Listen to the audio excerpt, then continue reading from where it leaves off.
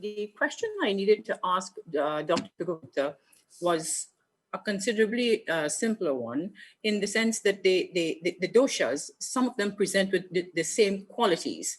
For instance, vata presents with cold as a quality, and kapha does the same thing. So when you are treating the one, let us say, does it mean that we are actually influencing all three of the doshas? Not necessarily. Now, I will ask you a question to answer your question. Ask you a question. Sure. So what is difference between vata and kapha, even though both are cold? So that actually they have different qualities together with the cold as well. Exactly. So then what is kapha with cold? What is there in kapha? What is there in kapha with cold? Okay. So kapha is cold but oily. Vata is cold but dry. Kapha is cold, oily, heavy. Vata, cold, dry, light. And that gives us different set of foods, set of vegetables, herbs, everything. We are not changing everything. And good Vaidya never increases another dosha while treating one dosha. The good Ayurvedic treatment is you pacify the increased dosha without increasing another dosha.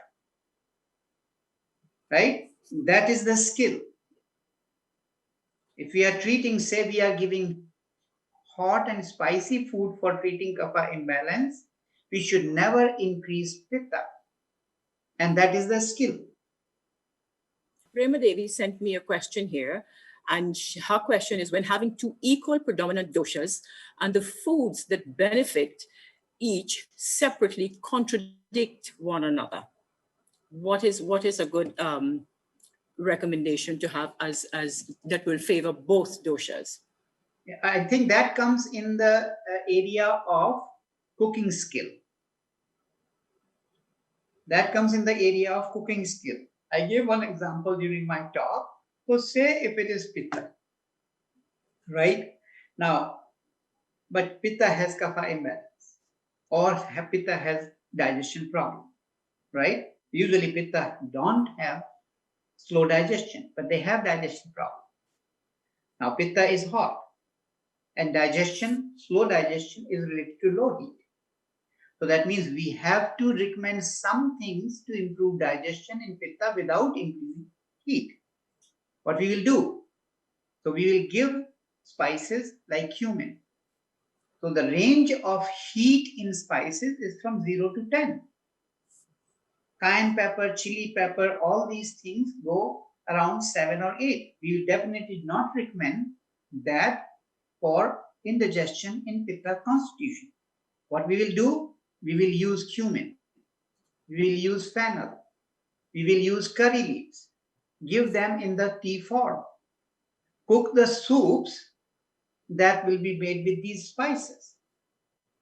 Right? So that way what has happened, it is a combination, but we did not disturb the balance. Same thing, if it is pitta kapha, we have to also know what is primary. It is pitta primary or kapha primary.